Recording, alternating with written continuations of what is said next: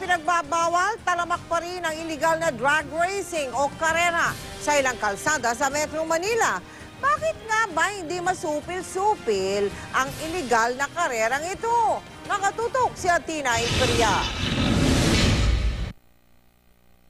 Animoy magkakabarkadang nagkayayaang gumala lang ang mga kabataang ito na sakay ng kani-kanilang motorsiklo. Pero kapag narinig na ang nakabibinging tunog ng tambutso at halos di mahabol na bilis ng andar ng kanilang motorsiklo, mapapaisip kang sasabak sila sa mundo ng drag racing. Ang 21 anyos na si Didoy, di niya tunay na pangalan, 4 na taon nang nangangarera. Tuwing madaling araw sila nagtatakda ng karera at ang mismong kalsada ang ginagawa nilang racetrack. Kung tawagin po namin, racing po yan. Kumbaga, minsan alas 2, alas 3, kakakontakan po kami. O sige, ayusin niyo na yung motor mo. Kita-kita na lang tayo. Isang miyembro ang kakarera kada isang grupo at ang pusta? Depende po sa pag-usapan. Lowest 10 po. 10,000. 1,000. Saan nyo kinukuha yung pera? Sa tropa po, ambagan. Isang bitaw lang ba? 2 hits po yun.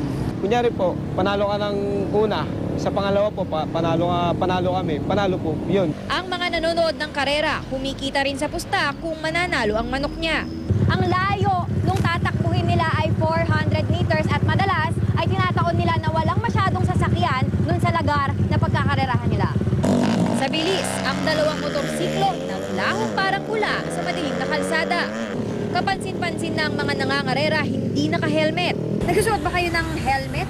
Depende po sa rider. Kasi pagka legal po ang laro, may helmet, kumpleto po sa gearing sa katawan po. Ayon sa Republic Act 4136 o Land Transportation and Traffic Code, illegal ang pangangarera sa kalsada dahil peligroso ito, hindi lamang sa driver kundi pati na rin sa kapwa motorista nito. Pagka may pulis, ano ginagawa niyo? Ayun po, takbuhan. Minsan, hulihan. Minsan may nahuhuli. Minsan, yun po, babayaran yung tanod. Itinanggi ng mga pulis na nababayaran sila ng mga nahuhuling nangangarera. Wala akong nagiging ganyan na experience kasi po talagang pag merong nahuli, nire-report agad sa akin ng ating mga personnel. Ito ang mga pinagdaanan din noon ni Kiko, hindi niya tunay na pangalan, na ngayon isang professional racer na. Mas maayos po dun sa legal po kaysa illegal.